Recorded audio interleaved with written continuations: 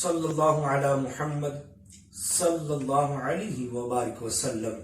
صلاۃ و سلام علیک یا رسول اللہ یا حبیب اللہ یا مکی یا مدنی یا عربی یا قریشی یا ہاشمی یا مطلبی یا رسول اللہ صلی اللہ علیہ وبارک وسلم۔ رزق حلال کے حوالے سے بات کر رہے ہیں تو آج بھی اسی کے ساتھ منسلک موضوع لے کر آیا ہوں۔ اللہ تعالی ہمیں عمل کی توفیق عطا فرمائے اور سمجھ کی توفیق عطا فرمائے۔ حضرت فقیہ ابو لیث سمرقندی رحمت اللہ تعالی نے نقل کرتے ہیں کہ آپ فرماتے ہیں کہ روایات میں آیا ہے کہ گزشتہ امتوں میں ایک کافر مچھیرا ہوا کرتا تھا اور اس کے ساتھ ایک مسلمان مومن بھی مچھیرا تھا، جو دونوں اکٹھے مچھلی کا شکار کرنے کے لیے جایا کرتے تھے۔ اور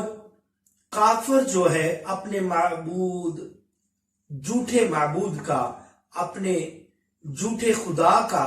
نام لیتا، نام پکارتا اور جال پھینکتا، تو جال پھینک کر ڈھیروں ڈھیر مچھلیاں پکڑتا رہتا، اور مسلمان اپنے رب عز و جل کا نام پکارتا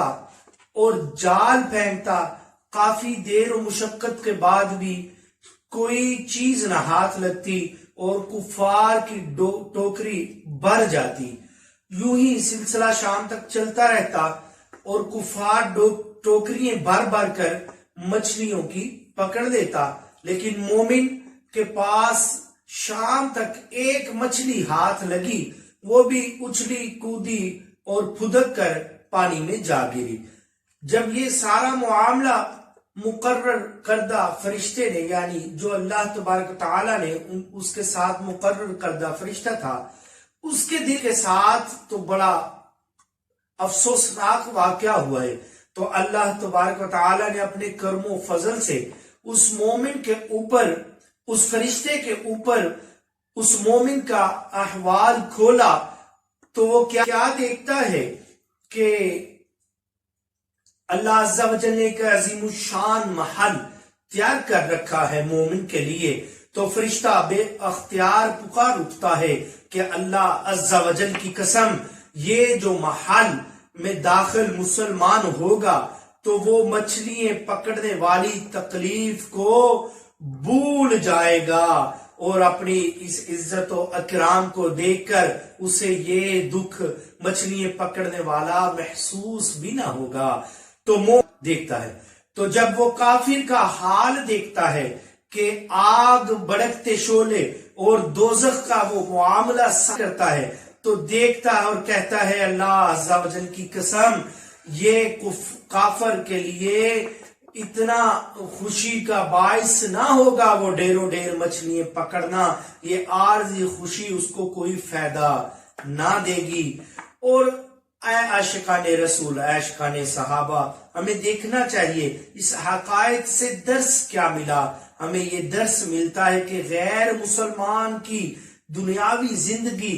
ترقی، غیر مسلمان کی دنیا کی ترقی اور دولت اور فراوانی، یعنی مال کا کثرت قابل رشک نہیں ہے۔ غریب اور تنگ دست دکھیارے مسلمان کی محشر میں تو عید ہوگی، نیک مسلمان کو اپنی خواہشات کی اشیاء نہ ملنے پر دل برداشتہ نہیں ہونا چاہیے۔ کہ ہم اگر دیکھیں کہ بے نمازی گناہگار گناہوں میں ڈوبا ہوا رہنے والا ہر دنیاوی آرزو پوری ہوتی جا رہی ہے، ہم دیکھیں کہ گناہگار بندے کو تو بڑی جو اس کی خواہش دل کی ہوتی ہے پوری ہوئے جا رہی ہے، اس کو جو وہ چاہتا ہے ملے جا رہا ہے، جبکہ ایک نیک اور مومن مسلمان خواہش کرتا ہے، دعا کرتا ہے، اسے وہ چیز نہیں مل رہی۔ تو صاحبو یہ دیکھنا چاہیے، ہمیں یہ غور کرنا چاہیے کہ یہ اس کے اوپر کرم نہیں، یہ فضل نہیں، بلکہ غریب اور تنگ دست مسلمان جو پرہیزگار نمازی ہے، اللہ کا شکر ادا کرنے والا ہے، رزق حلال کی تلاش کرنے والا ہے، اسے اگر کچھ نہیں بھی مل رہا تو یہ اس کے اوپر اللہ کا کرم ہے۔ اور جو بے نمازی گناہگار شخص کو ہر چیز ملے جا رہی ہے تو ہمیں یہ دیکھنا چاہیے کہ یہ اس کے اوپر کرم اور فضل نہیں۔ آپ کہیں گے کیسے؟ کہ حضرت عقبہ بن عامر رضی اللہ تعالیٰ عنہ روایت کرتے ہیں، آپ فرماتے ہیں کہ کریم آقا علیہ السلام صلی اللہ علیہ وسلم کا فرمان عبرت نشان ہے کہ جب تم دیکھو کہ اللہ پاک دنیا میں گناہگار بندے کو وہ چیزیں دے رہا ہے جو اس بندے کی خواہش ہے، اس بندے کی پسند ہے، تو یہ اس کی طرف سے کرم نہ سمجھو، یہ اس کی طرف سے ڈیل ہے۔ یہ اللہ عز و جل نے اس کے اوپر کرم نہیں کیا، اس کو چھوڑا ہوا ہے کہ اب پلٹے کہ کب پلٹے۔ رحمت میری پکار رہی ہے، کیونکہ اللہ تبارک و تعالی نے قرآن کریم میں ارشاد فرما رکھا ہے، یا ایھا الانسان ما غرک بربک الکریم، اے میرے بندے، اے مومن مسلمان، اے انسان، پلٹ آ، واپس آ جا، کیوں کہ تیرا رب بڑا کریم ہے۔ تو ہمیں دیکھنا چاہیے رب الانعام کے ہر کام میں حکمت ہوتی ہے۔ رب العزت غربت بلکہ ہر طرح کی دنیاوی تکلیف مصیبت پر صبر کرنے کے لیے اجر ہمیں عطا فرماتا ہے۔ اور کیونکہ آفات و بلیات یعنی بلائیں اور تنگ دستی آفتیں کفارہ سیئات ہیں، یعنی ہمارے گناہوں کا کفارہ ہیں۔ پاک جب کسی بندے سے بلائی کا ارادہ فرماتا ہے تو اس کے گناہوں کی سزا فوراً طور پر اسی دنیا میں دے دیتا ہے۔ یہ اللہ عز و جل اس کے ساتھ بلائی کا ارادہ رکھتا ہے۔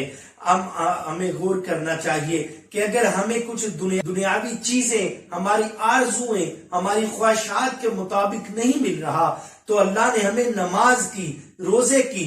بندگی کی اور استغفار کرنے کی اور توبہ کی توفیق دے رکھی ہے، تو یہ اللہ کا ہم پر کرم اور فضل ہے۔ یہ عارضی دنیا ہے، اس میں کس نے رہنا ہے؟ ہر ایک نے جانا ہے، کیونکہ حضرت مولانا روم رحمت اللہ تعالی علیہ فرماتے ہیں، ہم خدا خواہی و ہم دنیائے دو، ای خیال است و محال است و جنون، کہ تو خدا کو بھی چاہتا ہے اور اس دنیا ذلیل کو بھی چاہتا ہے، تیرا خیال جنون یعنی پاگل پن ہے، اور محال یعنی ناممکن بات ہے کہ دنیا بھی ہو اور اللہ پاک کو بھی تو چاہتا ہو، یا تو دنیا ملے گی یا اللہ عز و جل کا قرب ہمیں حاصل ہوگا۔ اللہ تعالی ہمیں اپنی مصیبتوں آزمائشوں پر صبر کرنے کی توفیق عطا فرمائے۔ اللہ عز و جل ہمیں صبر اور شکر والا ہی پائے اور ہم پر وہ بوجھ نہ ڈالے جو ہم اٹھا نہ سکے۔ اور میاں صاحب نے کیا خوب کہا تھا کہ دنیا اتے جے تو دکھ نہیں پایا کیوں آیا کتھوں آیا، دنیا اتے جے تو دکھ نہیں پایا کیوں آیا کتھوں آیا، پوچھ اویس بلال دے کولو اونا کیویں یار منایا۔